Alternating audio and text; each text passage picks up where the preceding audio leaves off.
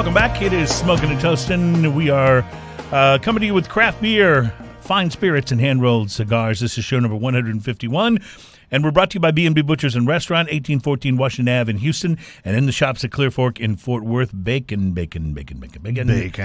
All good stuff. I noticed, Ian, in the video clip that we had in the last segment that you were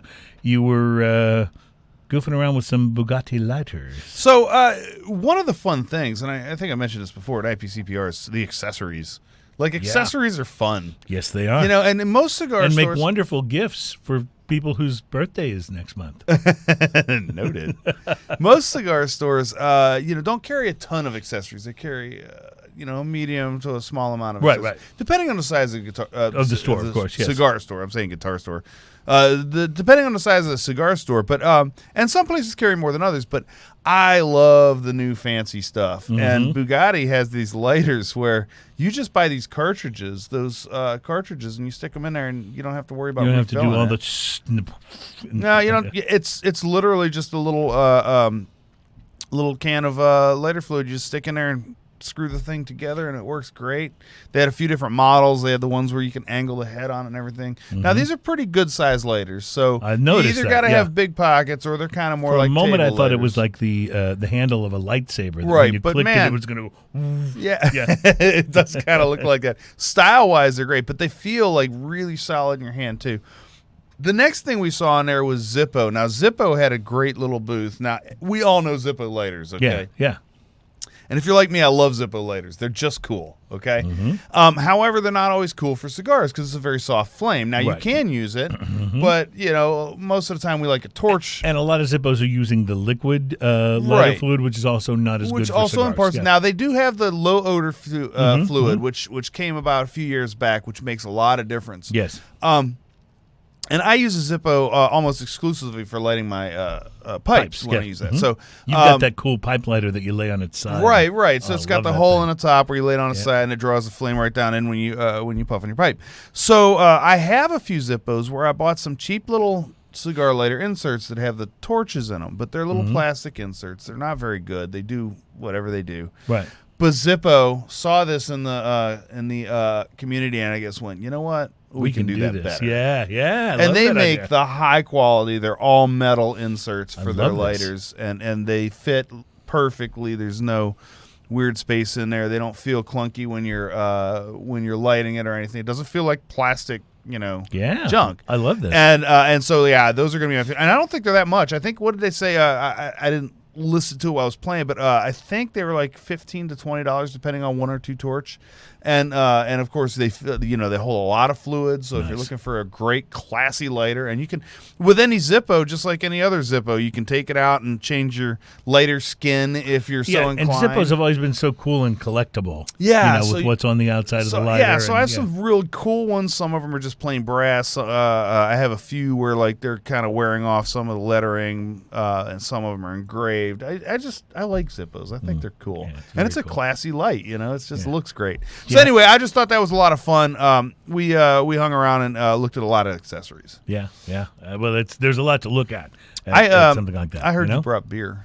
I did. As a matter of fact, if we could shift our attention to Mr. Twirligig. I am looking at Mr. Twirligig now. You will see what we are about to partake of. And I'm really excited about this because, as we mentioned in the first segment, Toppling Goliath Brewing, they're a very solid brewery. Yes. They're very creative, even though apparently, according to some, craft beer is dying. But nobody told them at Toppling Goliath, because they have done a really nice job of being inventive and doing some interesting things. So I thought this would be really cool to taste their lager. They are from Decorah, Iowa, by the way. And Iowa's one of the few states in the U.S. I've never been to. Never been to Iowa. I think I've driven through it, and it was a little bit of a boring state. Yeah, I would guess that it probably is. A lot of cornfields. A lot of corn, yeah. That was a very interesting pop top there. All right, completed it. That was nice. That was nice. So a little bit of a false start on that one. So I think this is probably a low ABV, probably like about a 4.6 or something like that. Let's see what it says on here. It says live beer, please refrigerate. Or live beer. Live beer. Live beer, not live beer. Well, I think both work. Yeah, that's right. Yeah, we'll get to. I'll read this after I pour. You're looking a little anxious. Yes, there. I'm very anxious actually, and very excited. So The man gets thirsty. yes, it happens. It happens. So It says, named after our founder's grandmother, Dorothy is our classic beauty. Mild in body, easygoing, and clean in taste. Each sip charms the senses with distinct flavor and refreshing simplicity. Just like Grandma Dorothy, our unfiltered lager is forever dear to our hearts. Well, that's kind of a nice yeah, very nice. story. Let's see. Does it say anything about ABV on here? I'm sure I don't it'll see be there anything. somewhere. But most lagers are in the four something range. five Yeah. range. Well, I will tell you on the nose, this smells like kind of like a Miller Lite, but there's something else in there. There's that a little more malty. Yeah, maybe just a smell little to it. It more has- hint of yeah. malt, but it smells like a more mainstream lager, I guess you would say. But I have a feeling that did you the taste this taste yet? will not yet. I have a feeling that the taste will not be mainstream. Well, at all. I'm going to go ahead and point out. So first off, there's a little hint more maltiness. It does have a very lager kind Yes. of flavor. The flavor, though, when you taste this, it explodes. It really just does, goes like kind pow. of all over your tongue. Right. It's really interesting.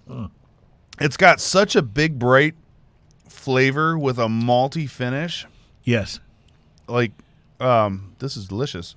It's got a bit of carbonation to it, but it strikes me as being exactly the No, amount that this, it needs. I want this all summer long. You realize it's like 100-something degrees. Oh, I out know. there. This is totally a want this. wonderful summer beer.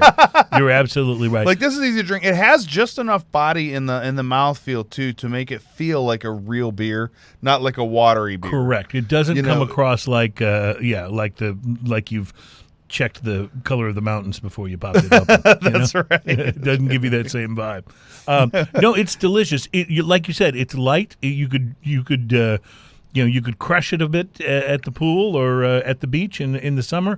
This is not. Yeah, but it's got great flavor. This is not an earth-shattering amount of flavor, but it's exactly what this beer needs. And I love. There's a little bit of a little bitter with some malty sweet aftertaste going on that just lingers, and I actually really enjoy that. It's like somebody took like a Miller or Miller Lite and said, "How can we make this better?" Yeah, Like I see what you're doing there, but watch this. But watch this exactly. Right. Like, or it's like a chef who's gone someplace where they make a sandwich and he goes, "Let me make one of those." Yeah. You know what I mean? And then Right. he brings you and you're like, "Oh, okay." Yeah, that's what it's supposed to be like. If this was my first introduction to lager, I would tell you right now, lagers would be one of my favorite things. This is outstanding. It's really, really quite good. Really, really quite good.